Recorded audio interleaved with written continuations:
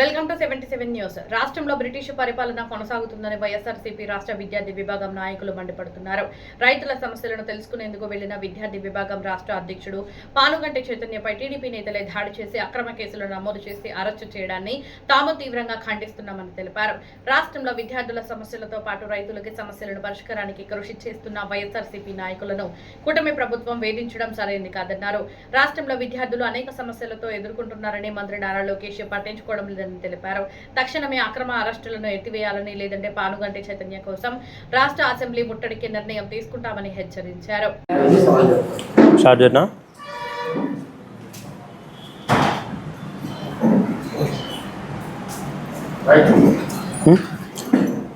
ముందుగా ఈ మీడియా సమావేశానికి విచ్చేసిన మీడియా మిత్రులకు, అదేవిధంగా ఇక్కడికి విచ్చేసిన విద్యార్థి నాయకులందరికీ కూడా నా నమస్కారాలు తెలియజేస్తున్నా.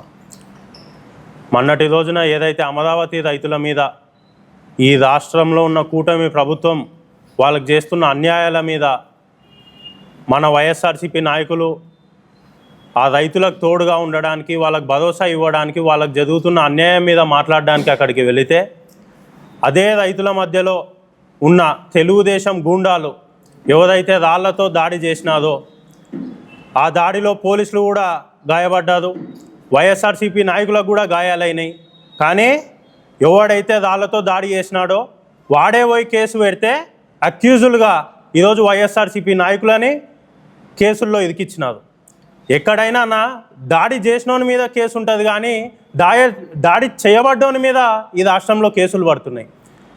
ఈరోజు ఆ విధంగా పోలీసులను గాయపరిచినాక కూడా పోలీసు వాళ్ళు కూడా వాళ్ళకి ఎవరైతే దాడి చేసినారో వాళ్ళని విడిచిపెట్టి కేవలం వైఎస్ఆర్సీపీ నాయకులు ఎవరైతే రైతులకు తోడుగా అక్కడికి వెళ్ళినారో వాళ్ళ మీద కేసు పెట్టడం జరిగింది.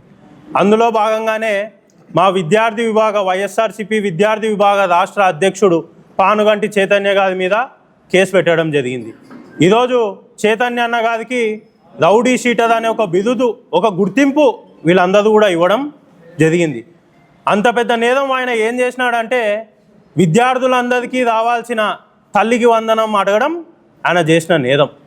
ఆగిపోయిన ఫీజు రియంబర్స్మెంట్ వచ్చే విధంగా ఈ కూటమి ప్రభుత్వం మీద ఆయన పెడుతున్న ఒత్తిడి, ఆయన చేస్తున్న కార్యక్రమాలు ఈ రాష్ట్ర ప్రభుత్వానికి చాలా పెద్ద నేరం.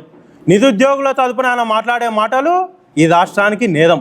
నిరుద్యోగ అభివృద్ధి కింద 3,000 ఇస్తామని ఇవ్వకుండా ఆగిపోయినారు కదా, దాన్ని ప్రశ్నిస్తుంటే అది పెద్ద నేరం. ఈ రాష్ట్రంలో నేరం ఏంటంటే మర్డర్లో, మానభంగాలో, ఇంకోటో కాదు. ఈ రాష్ట్ర ప్రభుత్వాన్ని ఎవరైతే ప్రశ్నిస్తున్నారో, ఈ రాష్ట్ర ప్రభుత్వం చేస్తున్న తప్పుల్ని ఎవరైతే ప్రశ్నిస్తున్నారో అన్నిటికంటే పెద్ద తప్పు, నేరం అదే ఈ రాష్ట్రంలో. ఈరోజు ఈ విధంగా కేసులు పెడితేనో ఇంకోటి పెడితేనో అందరూ భయపడిపోతారు, చైతన్య లాంటి వాళ్ళు కూడా మళ్ళీ నిలబడదు అనే ఆలోచనలో ఈరోజు ఈ కూటమి ప్రభుత్వం ఉంది కదా.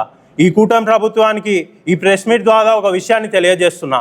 ఈ వైఎస్ఆర్సీపీలో ఉన్న మాలాంటి యువకుల కమిట్మెంట్ ఏంటంటే, జగన్మోహన్ రెడ్డి గారు 2011లో తప్పుడు కేసుల మీద జైల్లో పెట్టినప్పుడు 16 నెలలు జైల్లో ఉన్నప్పుడు 16 నెలల తర్వాత జైలు నుండి బయటకు వచ్చిన తర్వాత ఈ కేసులు ఈ వల్ల నాకెందుకులే, ఈ రాష్ట్ర ప్రజల అందరూ ఏమైపోతే ఏంలే, ఈ వైఎస్ఆర్సీపీ పార్టీ లేకుంటే ఏంలే అని ఆలోచన చేసుకొని పార్టీని విడిచిపెట్టి పోలే. రాష్ట్ర జనానికి, వైఎస్ఆర్సీపీ పార్టీ కార్యకర్తలకి ఆ రోజు తోడుగా నిలిచినారు.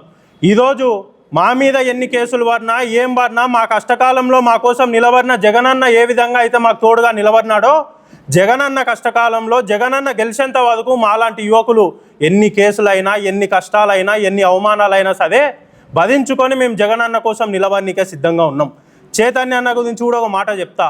ఒక చిన్న యువకుడు వైఎస్ఆర్సీపీ విద్యార్థి విభాగం నగర అధ్యక్షుడి నుండి ఈరోజు రాష్ట్ర అధ్యక్షుడిగా ఈ పార్టీలో ఎదిగినాడంటే మాలాంటి విద్యార్థి నాయకులు ఎంతోమంది ఆయనకు తోడుగా ఉన్నారు. ముఖ్యంగా అన్నిటికంటే జగన్మోహన్ రెడ్డి గారి తోడు, సపోర్టు మా చైతన్య అన్న వెంట ఉంది. మీరు ఇలాంటి తప్పుడు కేసులు పెట్టినంత ఆయనని రాజకీయంగా అణచగలుగుతున్నామని మీరు అనుకుంటున్నారేమో, కానీ రాజకీయంగా ఇంకా చైతన్య అన్నని బలపరుస్తున్నది కూడా ఈరోజు ఈ కూటమి ప్రభుత్వం. ఇది మీరు చేస్తున్నదే. ఈరోజు ఏదైతే మీరు ప్రజలకు ఇచ్చిన సూపర్ 6 ఉందో ఇప్పటికైనా ఈ పనికిమాలిన పనులన్నీ బంద్ చేసుకొని పనికొచ్చే పనులు చేయండి. ఆ సూపర్ 6 అమలు చేయండి. కనీసం లాస్ట్ 3 ఏళ్ళన్నా ప్రజలకు మీరు ఇచ్చిన మాట నిలబెట్టుకోండి అని ఈ సందర్భంగా కూటమి ప్రభుత్వానికి తెలియజేస్తూ సెలవు తీసుకుంటున్నాం. మణిరెడ్డి, వైఎస్ఆర్సీపీ విద్యార్థి విభాగ రాష్ట్ర ప్రధాన కార్యదర్శి.